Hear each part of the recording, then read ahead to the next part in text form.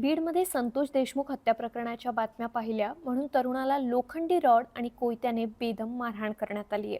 बीड जिल्ह्यातील धारूरमध्ये संतोष देशमुख हत्या प्रकरणातील आरोपी कृष्णा आंधळेच्या मित्रांकडून तरुणाला बेदम मारहाण करण्यात आली।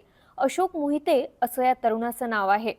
तो मोबाईलवर बातम्या पाहत असताना वैजनाथ बांगर आणि अभिषेक सानप या दोघांनी त्याच्यावर हल्ला केला। झाली ती हानमार केली। वाल्मीकरांच्या करार बातम्या बघत असताना तो का बघतो बातम्या म्हणून त्याला रोडाने लोखंडाने त्याला मारलं। त्याला इथून दवाखान्यात आम्ही अर्धा झाल्याच्या बाद पळत आल्यावर मग हे त्याला काही सूज नव्हती।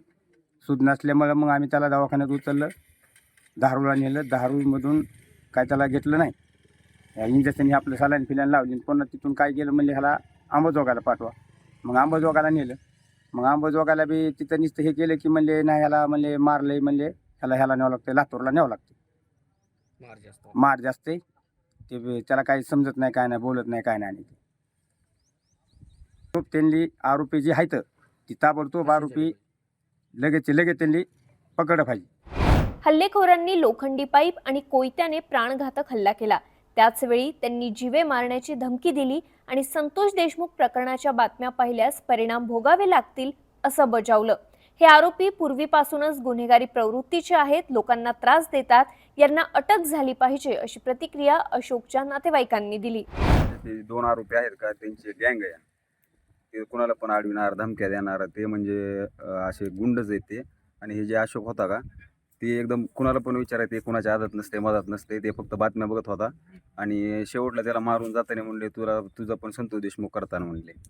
हा, ते वाल्मिक अण्णाच्या बद्दल आणि संतोष देशमुखच्या बद्दल बघत होता। ते म्हणला ते पोरं आले म्हणले धनंजय देशमुखच्या बद्दलच्या बातम्या ते सगळ्या बघत होता आणि वाल्मिक कराडच्या आणि धनंजय मुंडेच्या बातम्या बघायच्या नाहीत म्हणून त्याला मारहाण केली। या हल्ल्यात अशोक मोहिते गंभीर जखमी झाले असून त्यांच्यावर सध्या लातूर येथील खासगी रुग्णालयात उपचार सुरू आहेत। पोलिसांनी दोन्ही आरोपींविरुद्ध गुन्हा दाखल केला असून त्यांच्या अटकेसाठी पथके रवाना केली आहेत। धक्काबुक्कीच्या जुन्या वादातून हा प्रकार घडल्याचा संशय आहे।